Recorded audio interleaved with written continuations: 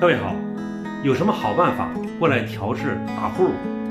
打呼噜是非常普遍的问题，非常影响人的休息影响你周围人的休息。那今天呢，飞哥跟你分享一个小妙招您不妨试一试。打呼噜，首先它的问题是从中医角度来说是心肺的问题，是因为气道不通。那现在我们可以去揉一揉肺经的鱼际穴，这是大鱼际穴，经常揉一揉，每次可以揉120下。